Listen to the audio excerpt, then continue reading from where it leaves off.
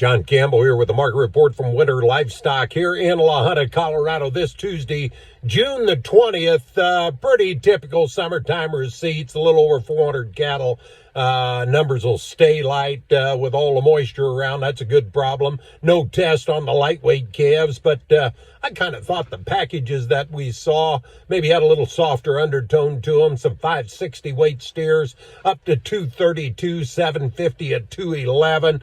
We had some 6-weight heifers as high as 214 and half a load of black open heifers. They were thin, weighed 7 1/4 at 206. I thought the cows and the bulls were steady. These better cows, 103 to 112.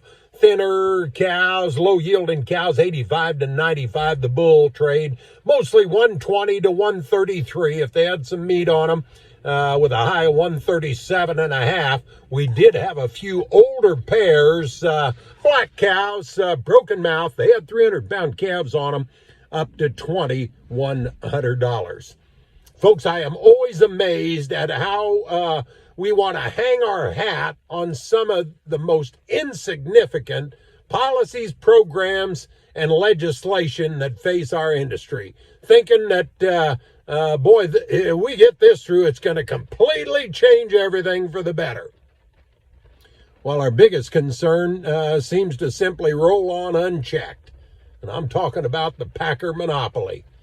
You know, we find JBS over $300 million for price fixing and anti-competitive practice, while their 2022 profit was $72 billion. And I don't know when we're all going to get together and really address the elephant in the room, the real problem that we all know about. We pat ourselves on the back because we now have a fed cattle contract library.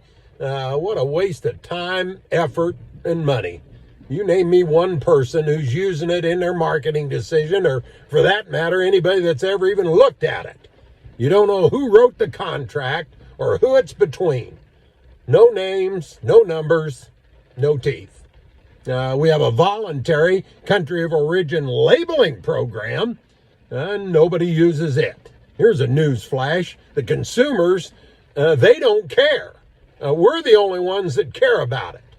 And every one of you has a head of lettuce from Mexico sitting in your refrigerator, and you found her every morning on coffee that was grown in South America. You don't read the label either. You know, we're worried about the checkoff and how the NCBA gets 50% of its operating budget through checkoff dollars that are backdoor funneled through the NCBA Federation. And in the meantime, the U.S. has lost over half of their beef producers. Beef consumption's down 30%. And we got 4 companies controlling 85% of the market. Well, let's keep throwing money at that deal. Maybe somebody will feel sorry for you and throw a beef checkoff recipe book in the box with you after you've shot yourself. Everyone knows whose turd is in the punch bowl. And we have just a very few people throwing rocks or beating a drum. But it's got to be our government that can do something about it.